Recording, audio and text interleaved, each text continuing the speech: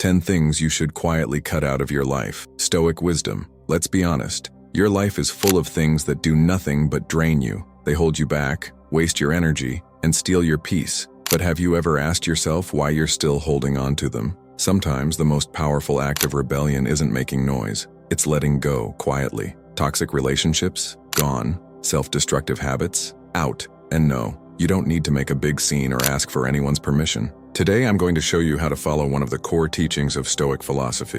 Let go of what's out of your control and set yourself free. Because friend, life is way too short to live trapped by other people's expectations. So let's break down 10 things you should eliminate, silently, that are most likely causing chaos in your life. Not just physically, but mentally too. These things are wearing you down before you even notice. And if you don't take action, you might end up losing something even more precious, your peace of mind. Start today, quietly, no excuses. Because what you choose to leave behind says more about who you are than what you try to keep. But before we dive in, let me tell you a quick story, one that captures the wisdom behind all of this. A lesson from the sea. In a small coastal village, there lived a young fisherwoman named Helena. She was known for her fearless navigation skills and her ability to catch fish even on the toughest days. But over time, Helena's boat had become cluttered with old nets, broken tools, things she no longer used. Still, she kept them, simply out of habit. One day, while preparing for a long journey at sea, a sudden storm rolled in. Huge waves crashed against her boat, and Helena realized all that clutter was getting in the way. She could barely move. As the storm raged on, she made a bold decision. She began throwing overboard everything she didn't truly need. First the broken nets, then the worn-out ropes, even items she was emotionally attached to. With each thing she let go of, her boat became lighter, easier to steer. The waves were still wild, but Helena was no longer trapped by her past. She survived the storm and made it back safely. When the other fishermen asked how she made it through, she smiled and said, "Sometimes in life we hold on to things we no longer need, memories, people, objects, and they weigh us down. Only when we release that weight, quietly and without drama, do we find the freedom to move forward." And the moral? There are things in your life you need to cut loose, quietly, if you want to move on. Sometimes the weight we carry isn't helping us, it's keeping us stuck. And when we let go of that weight, we finally start to see our true path. So, if you're ready to start living lighter and with purpose,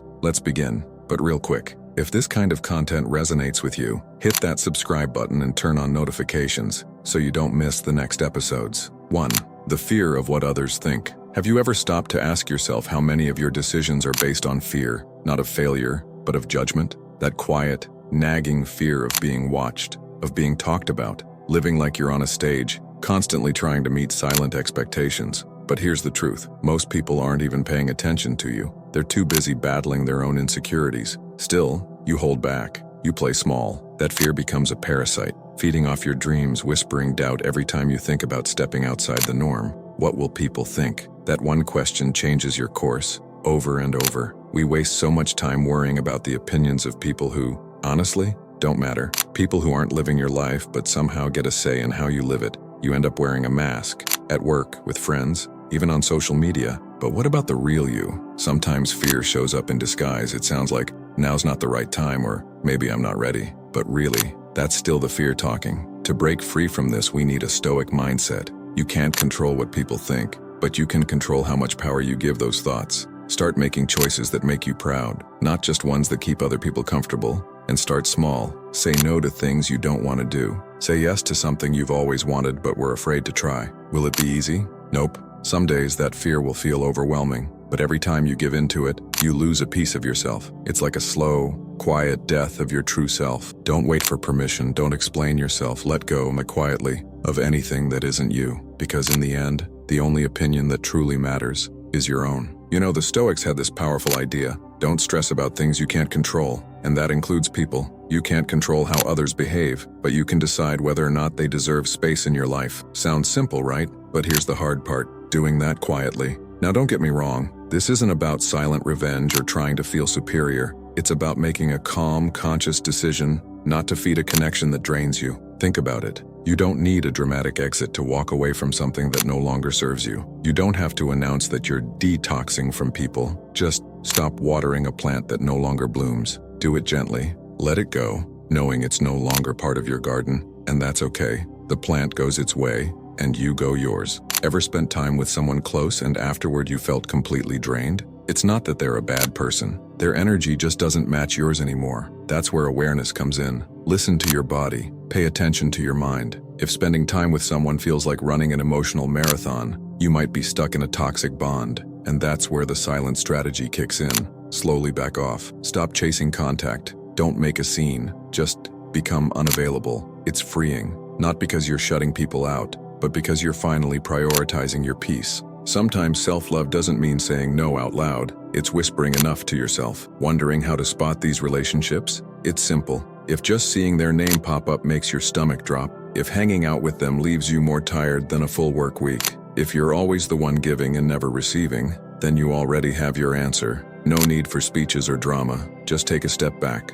quietly, and keep walking. Part 2. The small habits that quietly wreck you. Let's talk about the little things. The habits that seem harmless until they're not. We all do it. I've done it more times than I'd like to admit. Tiny self-sabotaging habits that fly under the radar. Like a slow leak, you don't notice it until you're completely drained. Sometimes it starts with something as small as checking your phone first thing in the morning. Not because you need to, just because it's a reflex. Suddenly, 20 minutes are gone. Your day hasn't even started, but your brain already feels fried. Or maybe it's that extra cup of coffee you didn't really need. That pointless conversation. That show you keep watching, even though it doesn't add anything to your life. These small things add up, and over time, they dig a hole in your well-being. So how do you break these habits without some huge, dramatic life overhaul? It starts with awareness. That's the secret. Big changes don't always come with fireworks. Sometimes they arrive quietly, in small, almost invisible steps. You don't have to make an announcement to the world, just pay attention.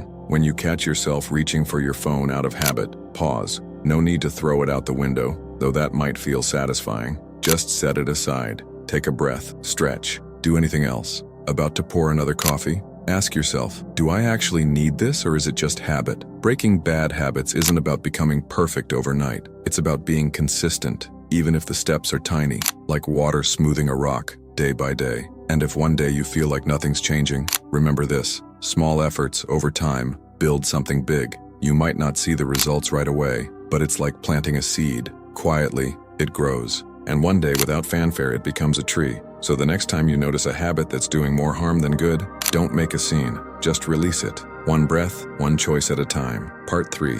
The trap of needing to control everything. Have you ever felt like if you're not in full control, everything will fall apart? I've been there. It's tempting to believe that if you plan every detail, prevent every surprise, and think 5 steps ahead, life will work like a well-oiled machine. But let's be real. Life doesn't play by those rules. And trying to force it to? That's a mental trap. The more we try to control things, the more we feel like we're losing our grip. Funny how that works. The Stoics, wise as ever, taught us that peace isn't found in controlling everything. It's in letting go of what doesn't depend on us and focusing on what does. But we try to control everything, don't we? The weather, what people think of us, their reactions, the outcome of every plan, things way out of our hands. It's like trying to hold back the ocean with your bare hands, exhausting and pointless. And when things don't go our way, we act like the universe betrayed us. Let me give you a visual. Imagine you're carrying a backpack. Every time you try to control something that's not yours to control, you toss in a rock. At first it's fine, but over time, that weight crushes you. What if instead, you let go of those rocks? Free yourself to carry what does matter. Your thoughts, your actions, your attitude. That's what's really in your hands. I used to obsess over planning every possible problem. If I had a meeting, I'd stress about every awkward question that might come up. Going out with friends, I'd worry about the weather, the place, everything, but you know what? None of that planning guaranteed anything. So here's the takeaway. Let go of the obsession with control. Focus on showing up fully for what's actually yours to handle. The rest, let it unfold. I used to feel completely drained every time something didn't go as planned. And the funny thing, most of what I worried about never even happened. At some point I realized that trying to predict and control everything wasn't giving me peace. It was just feeding my anxiety. So, I started letting go, slowly. I began trusting the process more. And guess what? Life kept happening. Some good things, some not so good. But I felt lighter, because I had finally stopped carrying what wasn't mine to hold.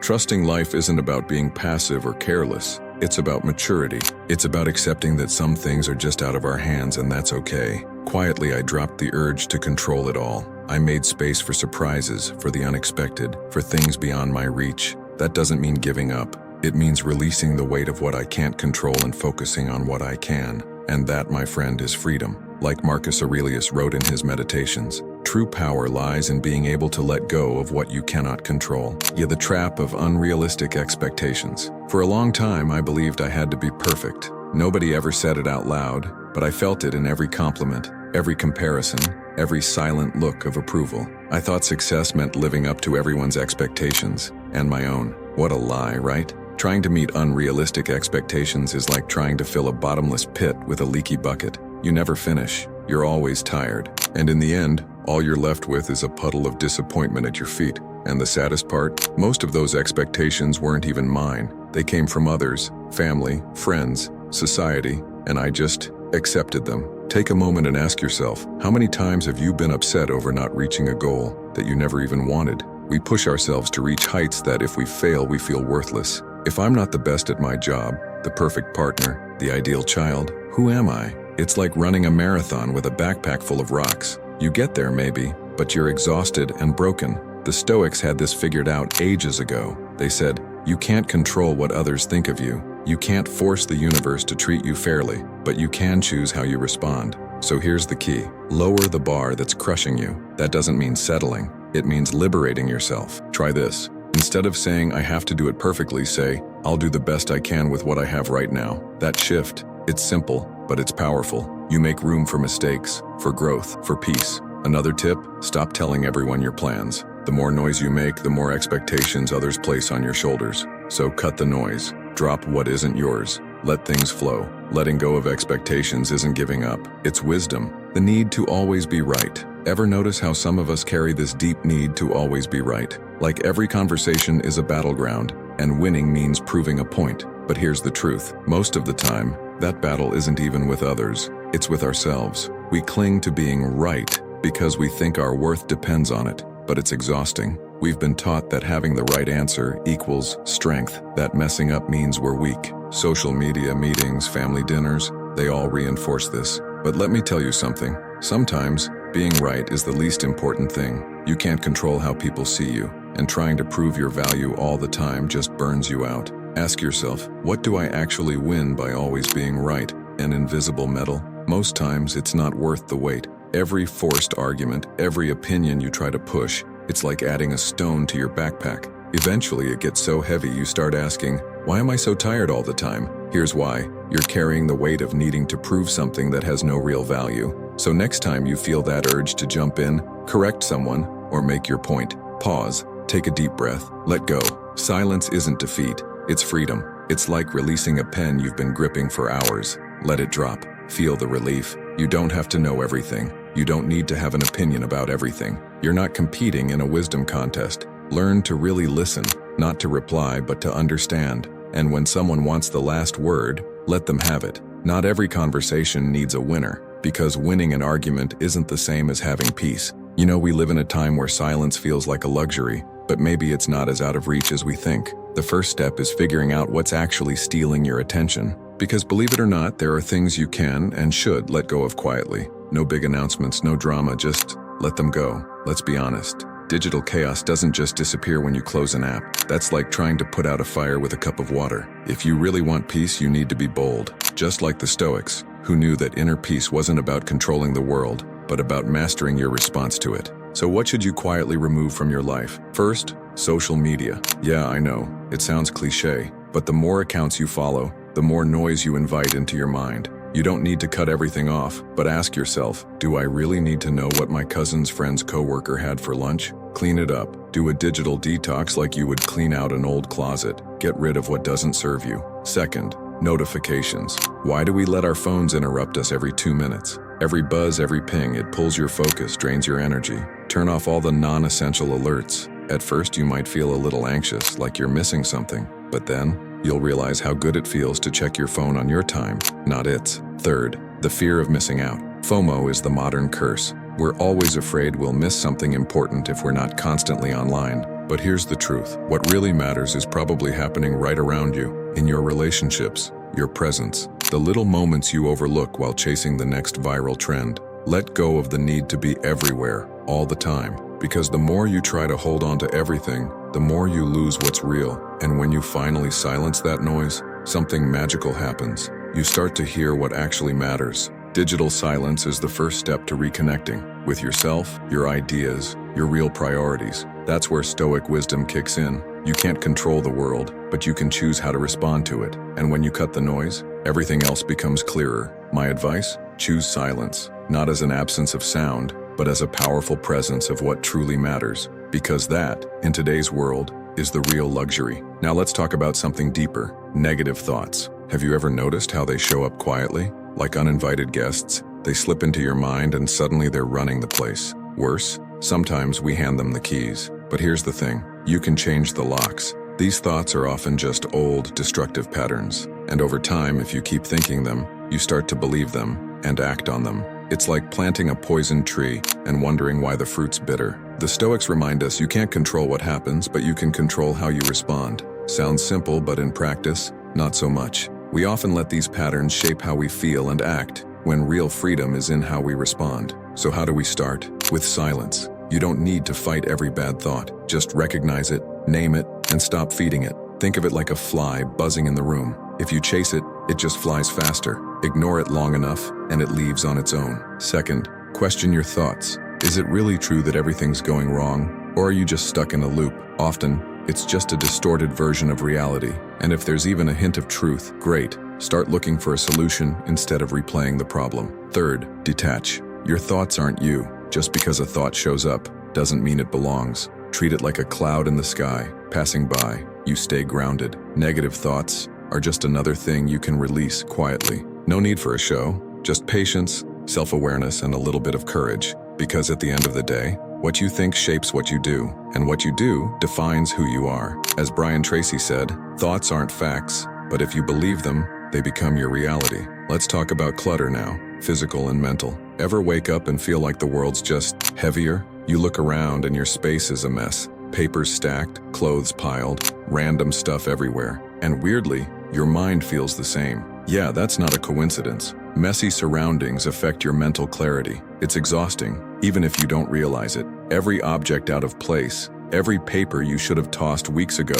It's not just clutter, it's mental noise. The Stoics believed in focusing on the essential and removing the rest. And if you think about it, clutter is the exact opposite. It's the unnecessary, the distracting, the chaotic. So what do? Start small, look around, ask yourself, do I really need all this? If you haven't used it in months, maybe it's time to let it go. But don't stop at the physical. Mental clutter is just as real. Old thoughts, worries, regrets, like broken things we store thinking we might fix them someday, but they're just weighing us down. So release them, quietly. No need for drama, no need to announce anything. Just let them go. Sometimes silence is an act of rebellion in a world that never shuts up. If there are people in your life that bring you down, projects that no longer excite you, thoughts that drain your spirit, let them go. No explanations needed, just release. Because your outer world reflects your inner world, and peace begins where the noise ends. You know, your outer world usually reflects what's going on inside.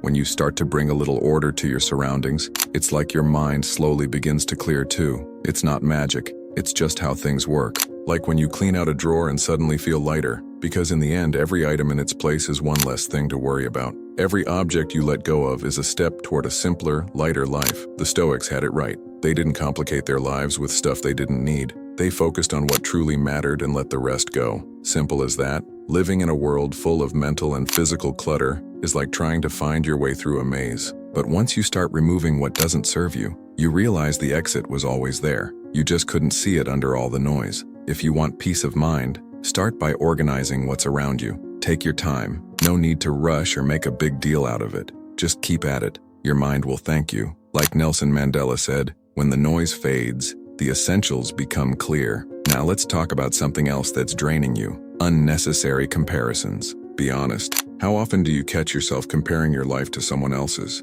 Yeah, we all do it. But have you ever stopped to ask, what's the point? It's like running a race where no one else even knows there's a race, and chances are they don't care. Meanwhile, you're in your own head, overanalyzing every step, every stumble, every little win, but not your own, theirs. Comparing yourself is like trying to win a singing competition using someone else's voice. It makes no sense. You've got your own melody, your own rhythm. Why are you trying to follow someone else's sheet music? And here's the danger. It might seem harmless, but this habit chips away at your confidence, little by little. One day you wake up feeling like you're not fast enough, smart enough, good enough, and all of that? It's because you've been too busy watching someone else's journey instead of walking your own. Truth is, life isn't a sprint. It's more like sailing. You choose your direction, your stops, your pace. But if you're too focused on the boats passing by, you'll lose control of your own. Funny thing? While you're watching their boat, they're probably watching yours. That's how this ridiculous cycle works. Everyone's looking sideways and no one's enjoying their own ride. So stop